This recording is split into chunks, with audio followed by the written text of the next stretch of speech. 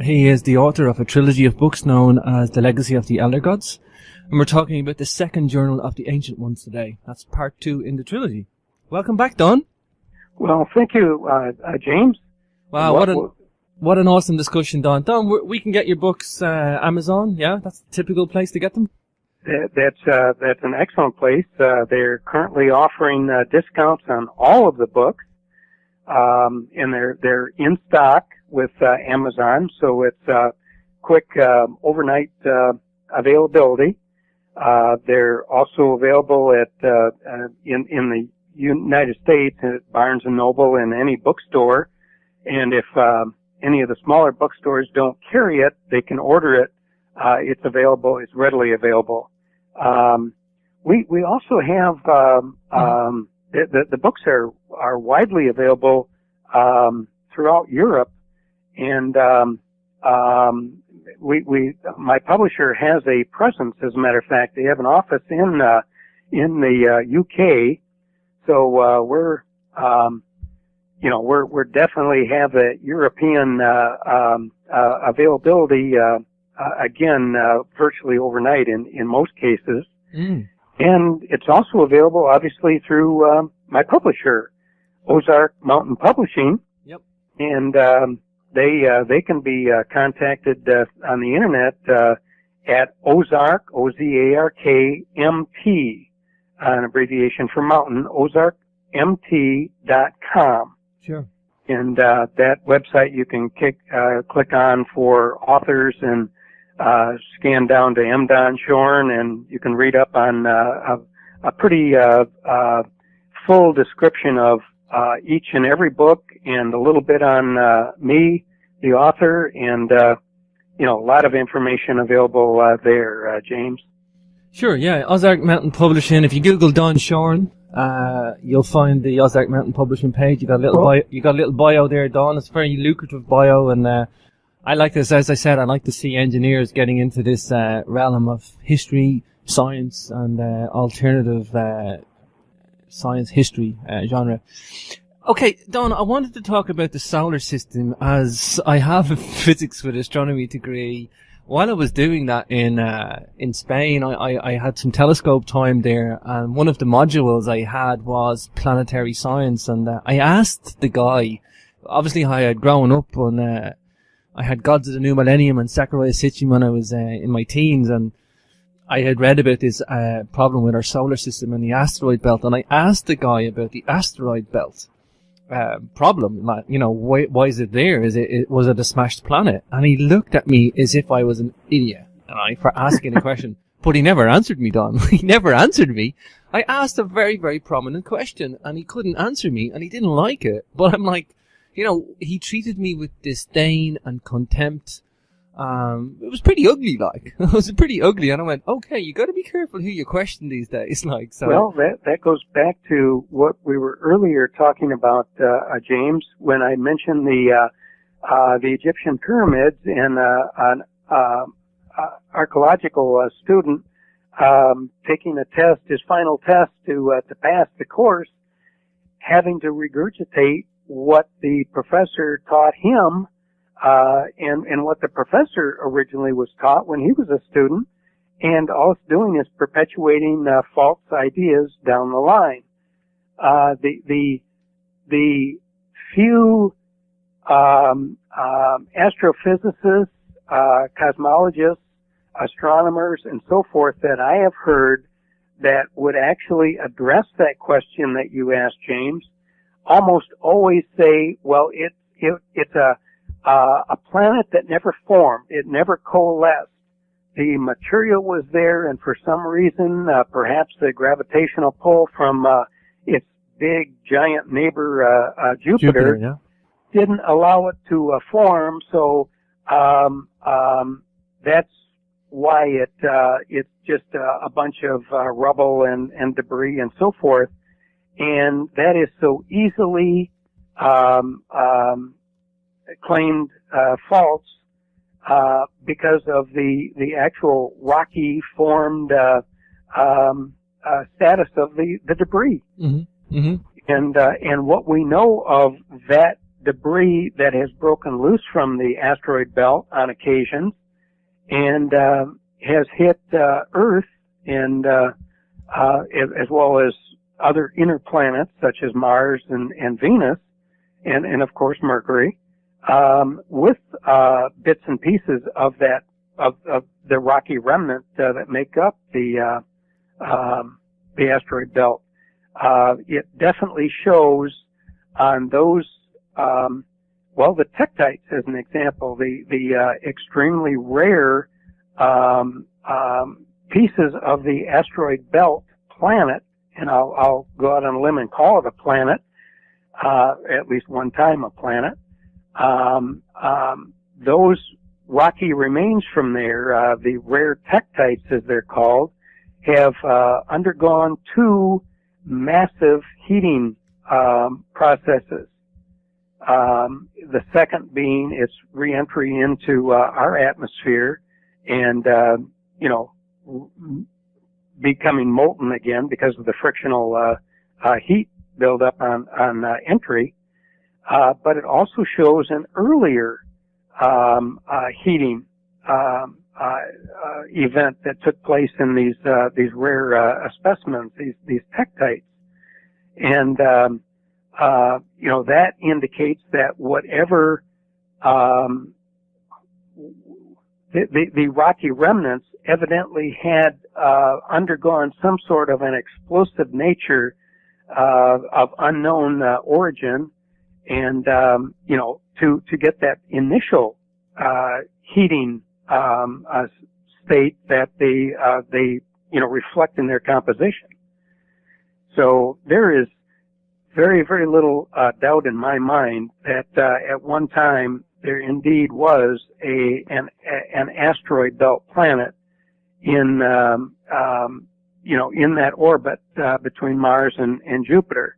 Mm-hmm. And I know that many of the followers and believers in the ancient astronaut theory love to throw in Nibiru, in this mix. Mm-hmm.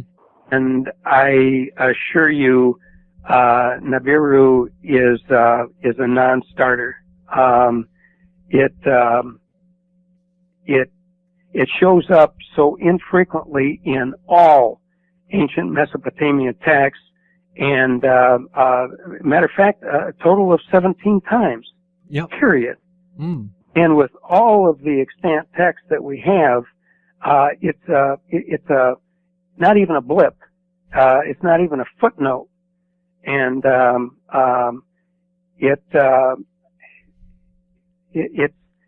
it's sometimes referred to as Jupiter, even in the translations that come about, and I believe where some of the confusion exists is from the standpoint, if one counts back from the sun, the fifth orbit from the sun, which is actually the asteroid belt planet, and with Mars, with Jupiter then becoming the sixth orbit or the sixth planet from the sun, and mention of Nibiru is often translated as Jupiter, I believe, because confusion. It because of its position, exactly. Its one-time fifth orbit in our solar system. It is merely another name for that. In my opinion, another name for the asteroid belt planet. It is not this 3,600 mile, 3,600 year elliptical orbit that goes outside of our solar system and comes back. That's a ridiculous, and I'll say that it is a ridiculous concept, and there is absolutely nothing in ancient texts to support and to substantiate that. Mm-hmm. That asteroid belt planet has been named. It has a number of different names in various mythological accounts and in ancient texts. We're talking Maldek. And I settled on Maldek is what I use. Maldek. Yeah, let's get into Maldek in a moment. I mean, just before we do, I mean, the asteroid belt, the planet that was there, we call it Maldek for the purpose of my discussion, you know, it's mathematically predictable with Lagrangian mathematics. Now, for the listeners that don't know what Lagrangian mathematics is, there's predetermined orbits. If you have something like a solar system where there's several things in orbit around, for example, the sun, there's certain radius or certain diameters around those orbits that are predictable where something's going to form. And where in between Jupiter and Mars is the asteroid belt is one of these Lagrange points where something should form. So I have no doubt that mathematically it should exist, you know, and I think that's the thorn in the side of planetary scientists that ignore this. And you know, it's just I look at the math too, Don, you know, and I'm like, well, it's a bit of a no-brainer. Like, if this solar system is going to form on such a scale, Don, you know, and order out of chaos, if you want to call it that, you know, one of these Lagrange points is the asteroid belt. It makes so much sense, Don. Exactly, and Bode's law, the same thing. It predicts the planet to be in that orbit of the asteroid belt remnants. Mm-hmm. So there is so much scientific backing. There's you know, everything points to there being a planet there. And obviously that planet, at some point in the past, long before humanity, was destroyed. Mm-hmm. I mean, are you open, before we get into Maldek being destroyed and what happened, are you open to Nibiru maybe being like a second sun, a failed second sun that orbits us, that, you know, it might just be a dark remnant like a white dwarf, not a white dwarf, a red dwarf or a brown dwarf, something like that? I've heard this proposed within the last year, and I've not done any research on my own on this, James.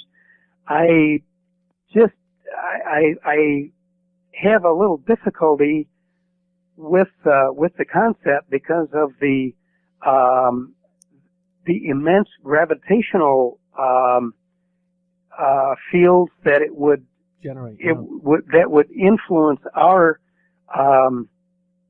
solar system, and right now we seem to be able to so accurately predict because of the size and placement of our existing planets and their calculable orbits, that if indeed there was such a massive gravitational influence that would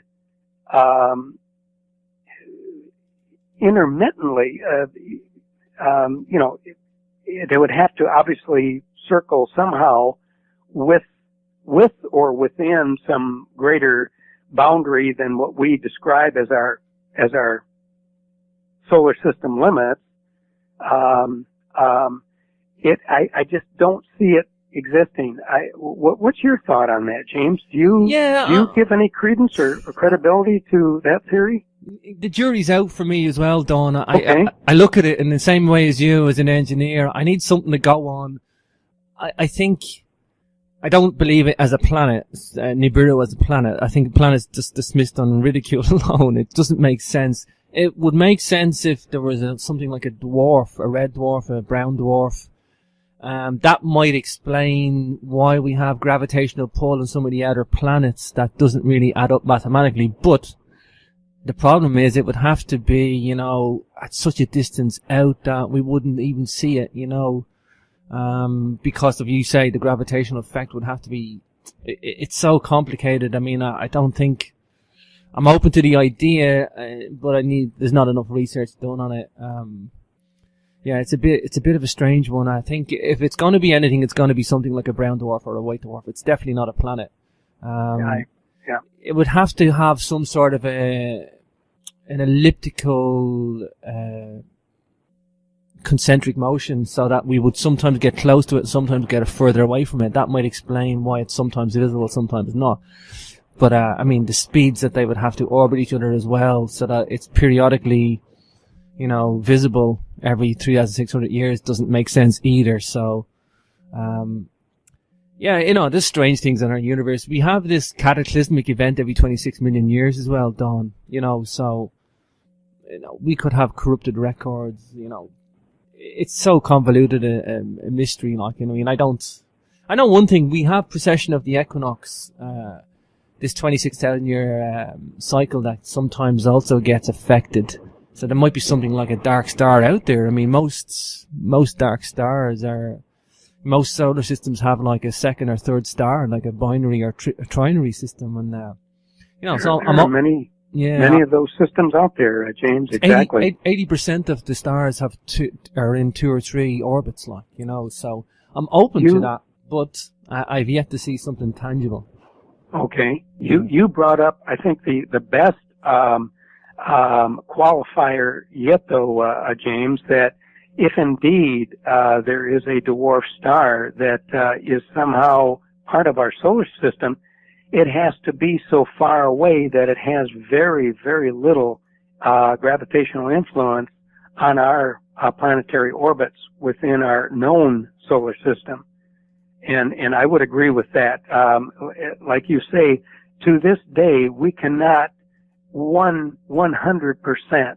There's always a little bit of gravitational influence that seems to not be able to be accounted for in our current mathematical models of physics and gravitational forces and so forth, but not enough to affect our launches of spacecraft and our guidance systems and so forth. But I do agree there is some element out there. Now, it may be dark matter. Yeah, I mean, that's influencing those minute variations from our calculations, rather than an extremely far away dwarf sun or whatever. But there are minuscule errors with our known physics gravitational calculations. So something else is obviously out there affecting us.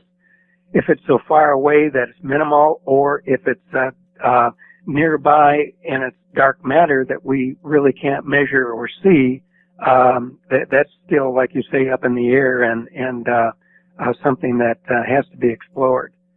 It seems that the more we investigate, the more we explore, we find out that the less we know. The less we know, exactly, Don. The less we know.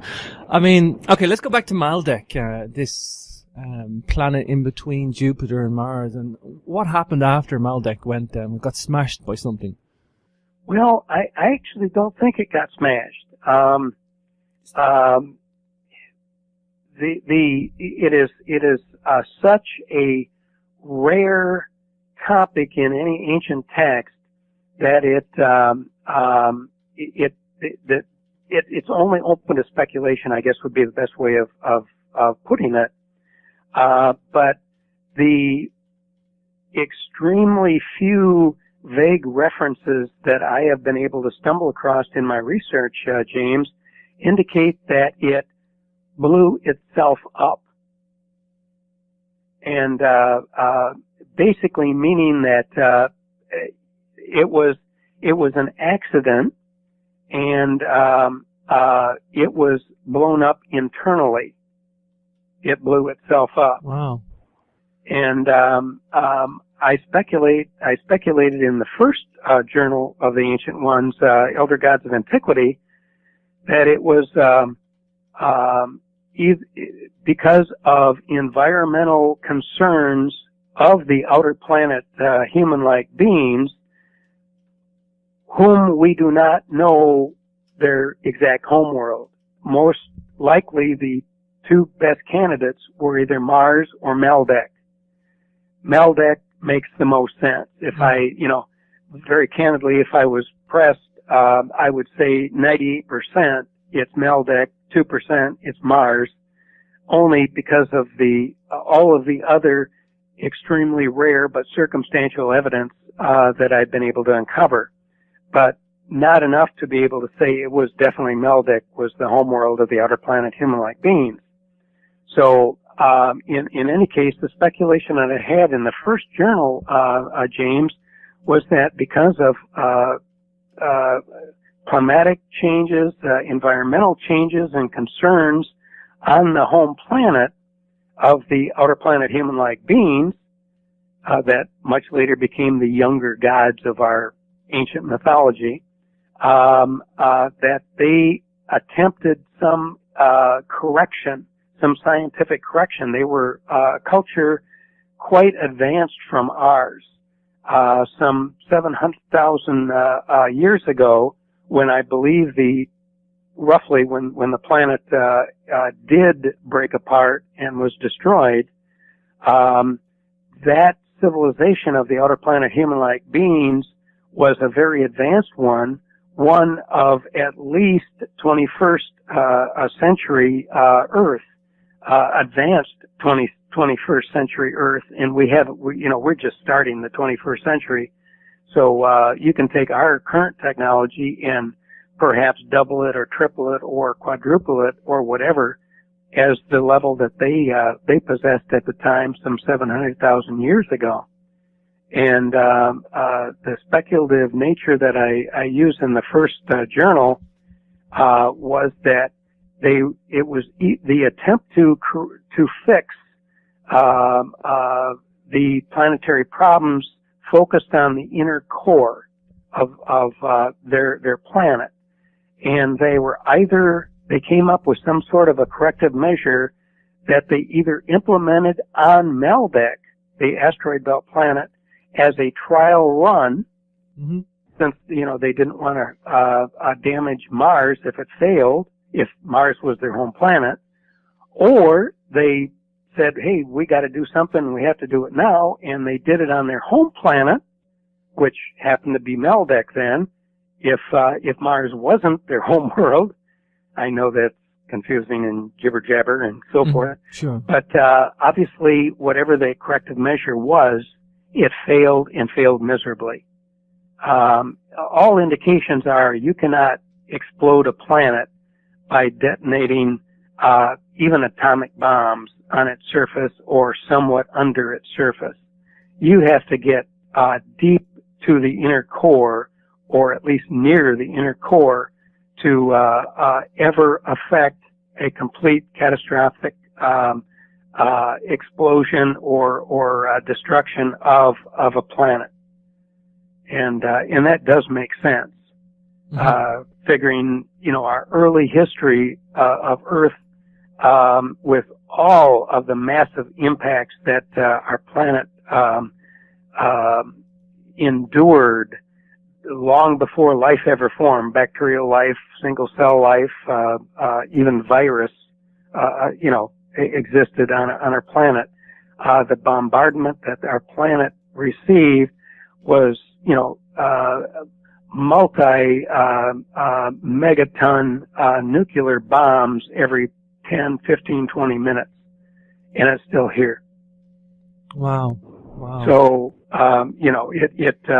I truly believe that it had to have been an internal scenario that destroyed Meldic, the asteroid belt planet, and Sitchin's theory that Nibiru hit that fifth planet or whatever that was Kingu or whatever, and it then exploded. Number one, I don't believe that is possible.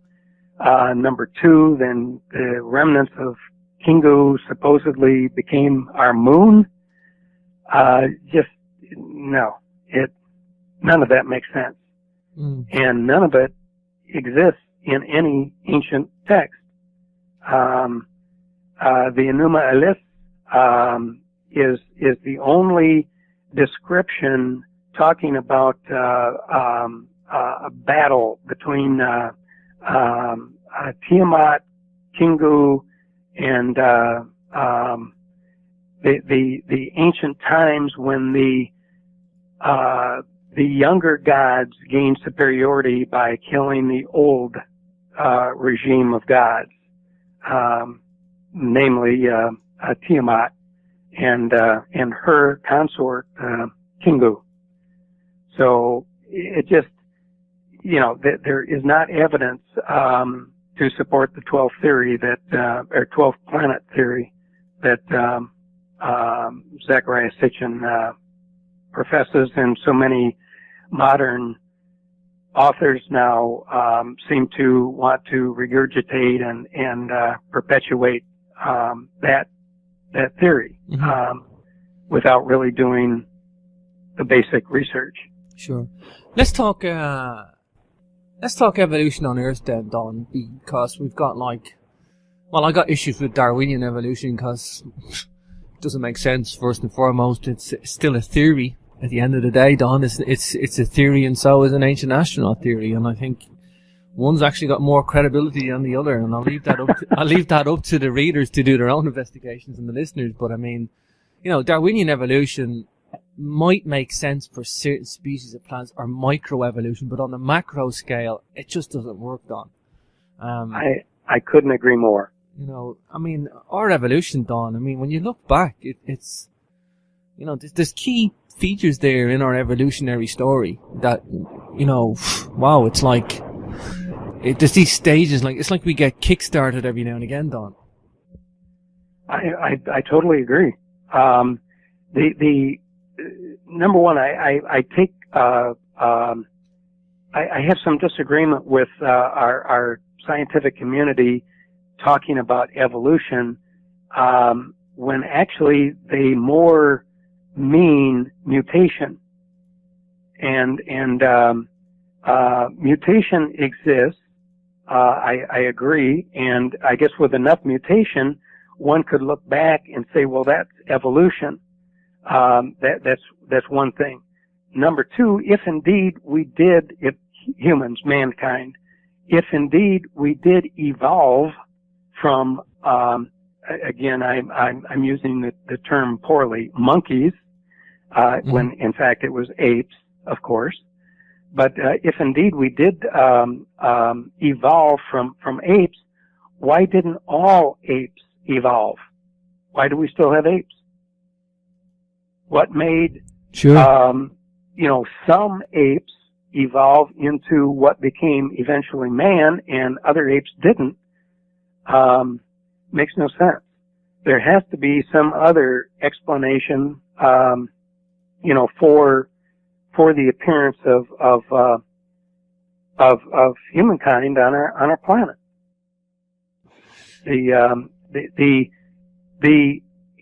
If indeed evolution exists, and in the first book, Elder Gods of Antiquity, I go through a laborious, I'm sure it was probably boring for most readers, a laborious process of trying to go back to the split, actually before the split in primates of the hominids with our split from the apes, the great apes.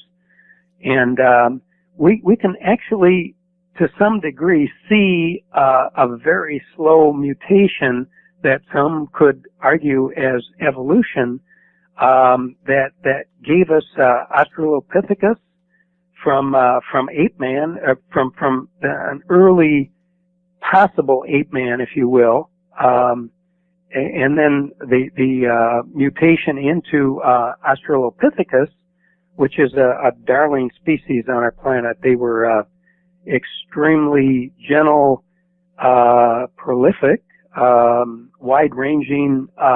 We have tons of evidence and fossils of that species, and just a great little ape-man type culture, if you will, that I do believe eventually mutated into Homo erectus. Now, Homo erectus is probably a bad misnomer because if you want to call that man, I'd be insulted myself, but neither here nor there. We have Homo erectus, and if indeed it ever evolved, it was towards its end with the so-called Pithecanthropus species, the species that's better known as Java man, Heidelberg man, Mm-hmm. Peking man, that was barely advanced from the original early Homo erectus. And in the Elder Gods theory, that was the species that became the, if you will, incubation pods, gestation vessels for the engineered equivalent of the experiments made by the ancient ones to create a recombinant species that would be compatible with both Mars after the destruction of Meldic and Earth. So it would be a combined species that would be that could live on either planet, and that took quite some time to produce the earliest lineage from that genetic experiment by the ancient ones, utilizing DNA from the outer planet human-like beings and the gestation vessels of Pithecanthropus man, or in that case woman,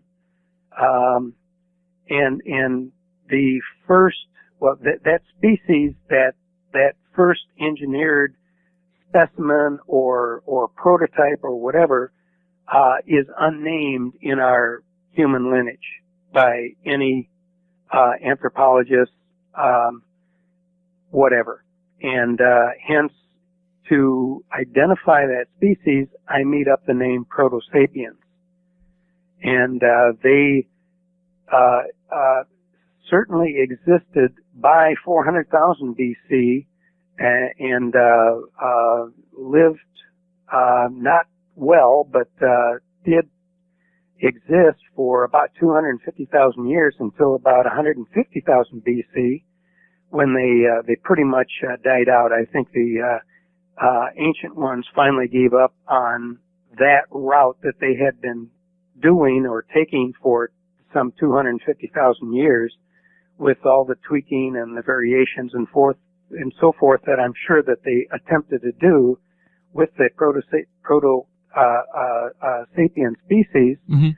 They finally gave up on it and started a new route, a new program, and went a different route. And at that same time, we have the end of Pithecanthropus and a new species that then emerged also after about 250,000 years, the Neanderthals. And in my non-anthropological view, the Neanderthals were the natural mutation of the Pithecanthropus, indigenous species of Earth.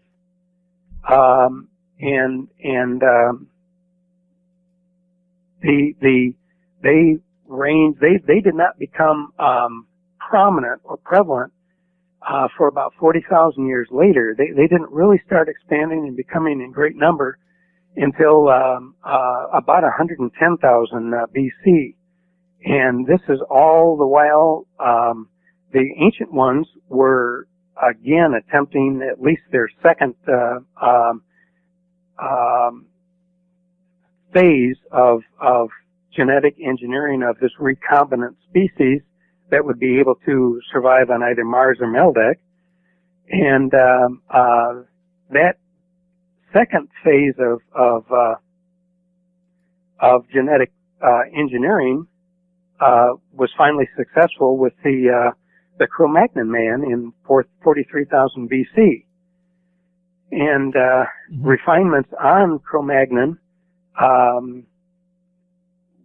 finally gave us true modern man, fully modern man, around 11,600 BC, with Homo sapiens sapiens, us. Sure. And to me, that is our lineage. Now, there are tons and tons of holes all the way through there that have not been filled in, but from a layman's vantage point, that would be our linear line, with obviously branches off of that that line with a bunch of holes in it that aren't even really discussed in the theory, and really secondary to the theory anyway. Sure, for sure. So we, humanity, if you will, certainly carries some sort of indigenous DNA from Pithecanthropus man, and also DNA from the outer planet human-like beings. And perhaps that's why we look like them rather than them looking like us. Exactly. You know, Don, you mentioned an important time there, 11,600 BC. We're talking the time of the flood here. This is a major turning point in our human story. Do you think these guys had knowledge the flood was coming and they didn't care, they wanted it to scrub the earth? Or do you think, there was a scramble to save us, or, they could only do so much? Or What a great question, James. And you're 100% right. I went right over the 10,500 BC Great Flood. That Great Flood wiped out Cro-Magnon man, saber-toothed tiger, mastodons, giant cave bears, the giant sloth, and so forth that we all know from our history books as the Pleistocene extinction event of that same time. And your question, did we have advanced warning? In my again humble opinion, James, there's no question that we did. The ancient ones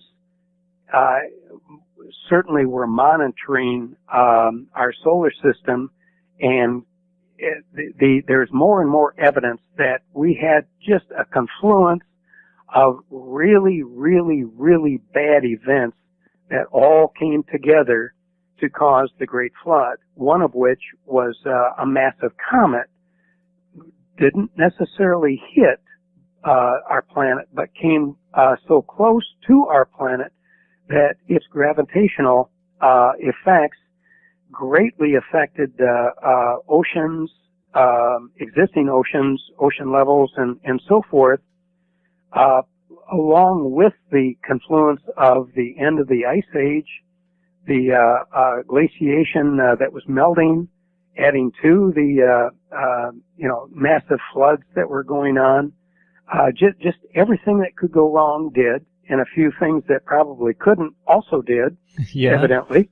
But in any case, there's no question in my mind the ancient ones were very much aware prior to the event what was likely to happen.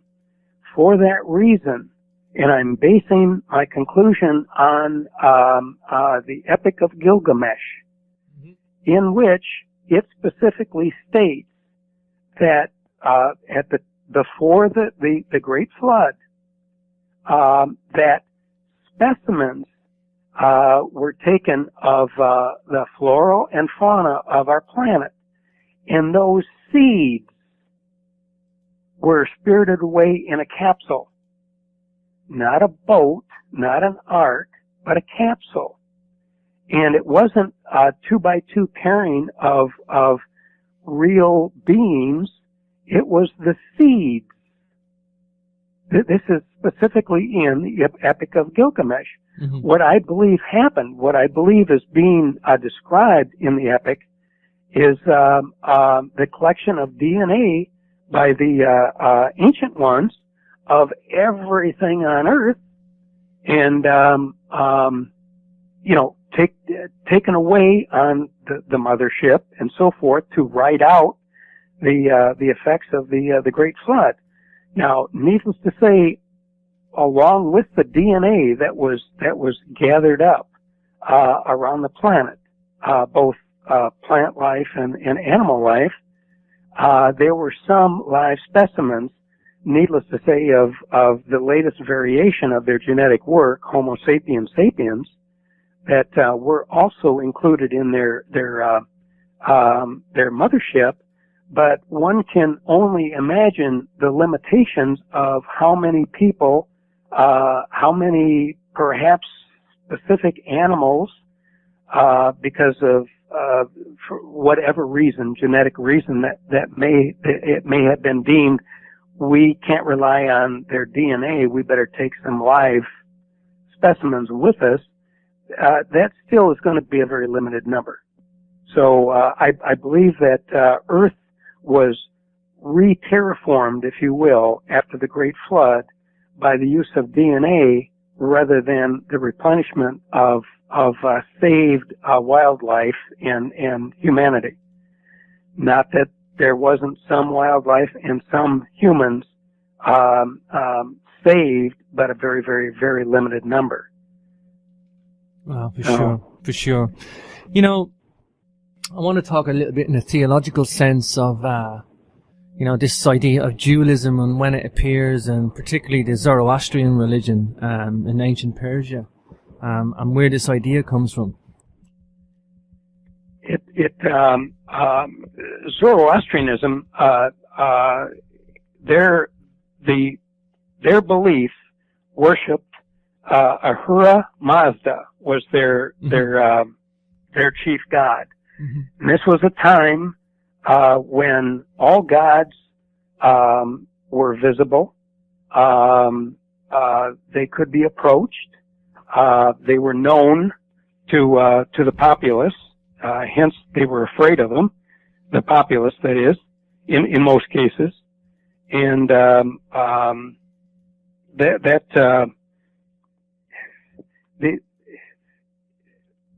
Zoroastrianism it's credited as the first religion, not only monotheism, mm-hmm. for not only monotheism, but also for its dualism concept. And Ahura Mazda had a negative god that, and I'm at a loss right now. I'm drawing a blank on his name, mm-hmm. But that represented the dualism concept that Zoroastrianism did profess. It's interesting to note that the chief god. Let me back up a second and indicate that really we're looking at roughly 600 BC as the start of Zoroastrianism. Sure. And but Ahura Mazda, the chief god, the one and only god, according to the Persian belief in Zoroastrianism, was known at least 1,000 years earlier. Was the first mention of Ahura Mazda in ancient India. So Ahura Mazda had been around for quite a while. Yeah. Certainly a number of years before the Zoroastrianism religion formed around him. The one of the, I think, the most interesting aspects of Zoroastrianism outside the dualism aspect is the transfer of power, if you will, or branching off of the religion to the god's son, Mithra, forming Mithraism. Mm-hmm. And if one can look at Zoroastrianism as a compared oh boy, I don't know what word to use here without offending a religion. Just say it. You'll probably offend them anyway. Zoroastrianism with Judaism for no reason. Then compare the offshoot of Zoroastrianism with Mithraism, as well as the offshoot of Judaism in comparison with Christianity. Mm-hmm. And it mirrors itself phenomenally well. Not in belief, not in any aspect of the religion itself, but only in the evolution of those two religions and their offshoots.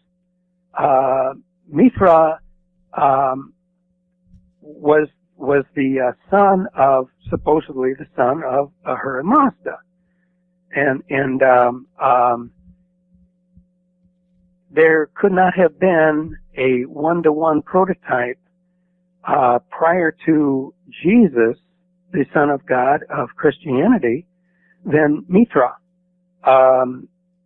The Christian religion is an exact mirror of Mithra and Mithraism. Mm-hmm. In just so many ways, it can't be a coincidence. Yeah, for sure. And with the Roman army, under the Roman Empire, all ancient religions were protected. It didn't matter what you worshiped. It didn't matter what religion you were. It was all accepted under the umbrella of ancient religions in Roman times, during the Roman Empire. Mm-hmm. And excuse me, James, the Roman soldiers in particular seemed to focus their main worship, their main following was Mithraism. And with the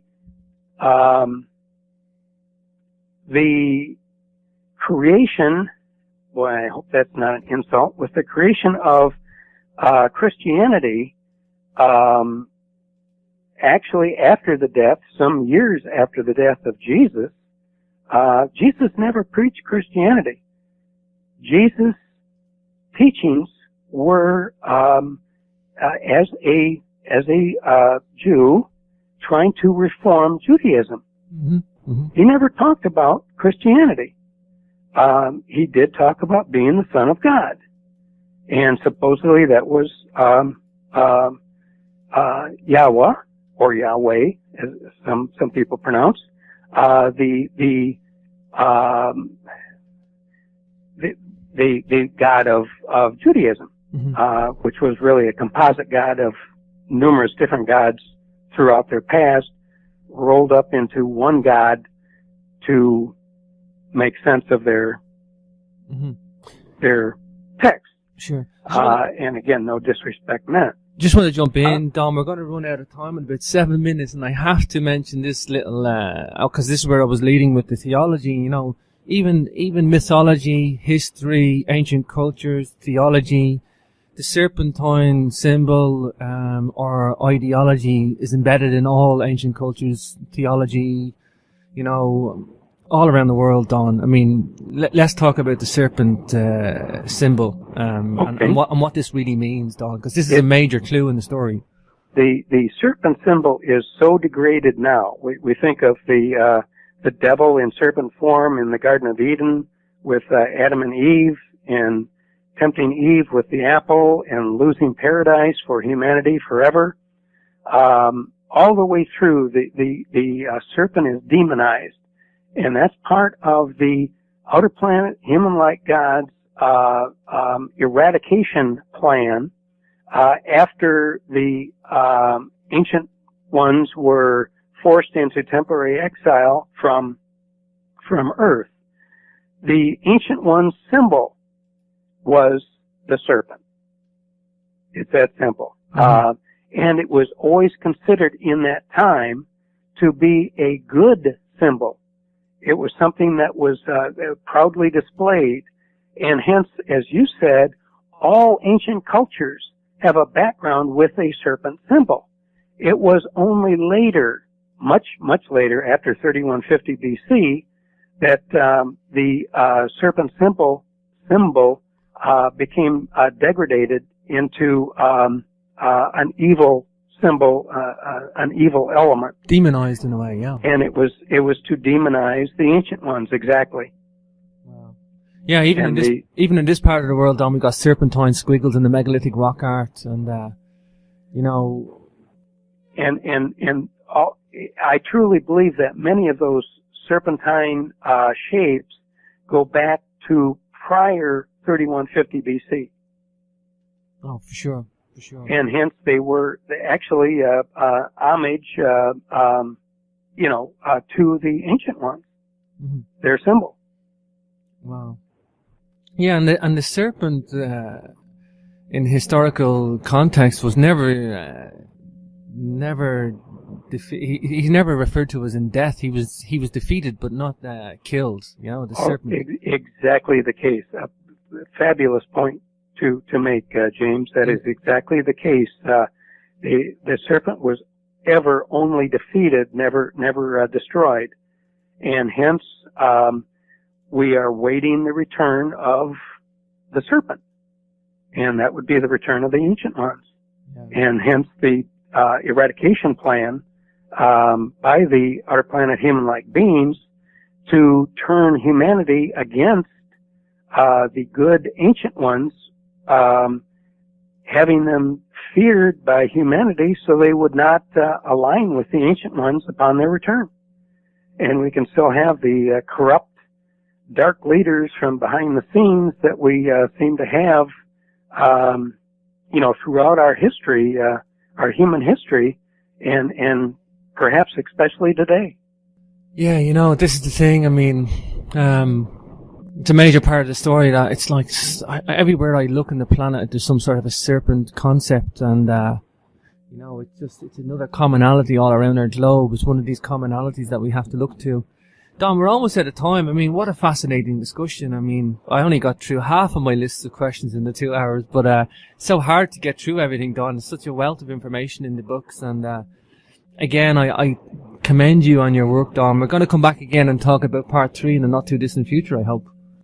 I would look forward to that. That would be my honor, James. Yeah. Well, like I say, Don, I mean, it's such a fascinating discussion, and there's so much in there, Don. It's these books are like documents to me, Don, and they may be a heavy read for some people, but they're a joy to others, and you can get through what you want and take or leave some of it. Like, I mean, some people will just get maybe bamboozled by it, and some people will just soak it all up. So it's one of those important pieces of work that's got so much evidence, knowledge, threads of knowledge, commonalities, research. It's wonderful. But like I say, the book is called Legacy of the Elder Gods, the Second Journal of the Ancient Ones. The author's name is M. Don Shorn. You can look him up on Ozark Mountain Publishing. You can check out his biography page there. Or just Google Don Shorn and you can check out his work. And Don, again, it's been a pleasure having you on the show.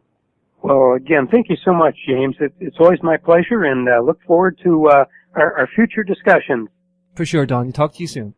Thanks again, James. Bye.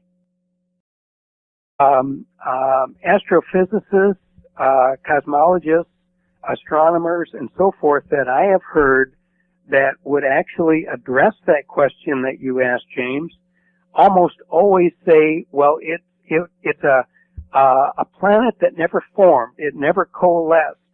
The material was there, and for some reason, perhaps the gravitational pull from its big, giant neighbor, Jupiter didn't allow it to form. So that's why it's just a bunch of rubble and debris and so forth. And that is so easily claimed false because of the actual rocky formed status of the debris. Mm-hmm. Mm-hmm.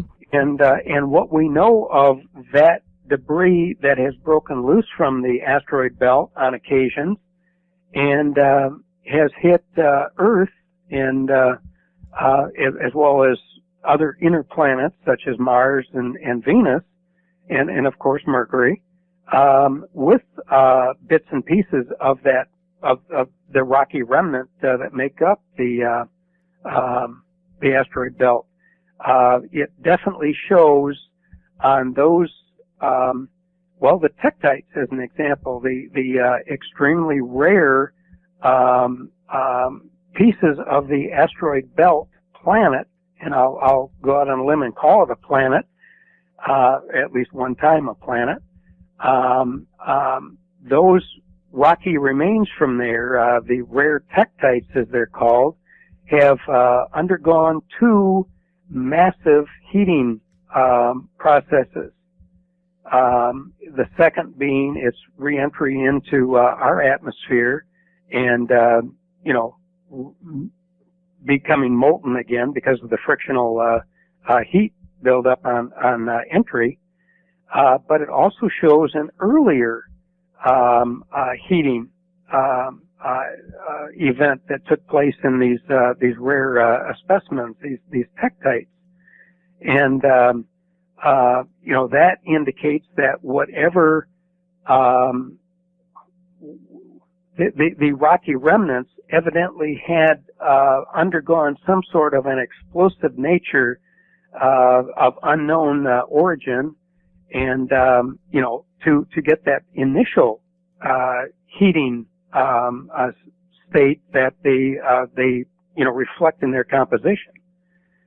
So there is very, very little doubt in my mind that at one time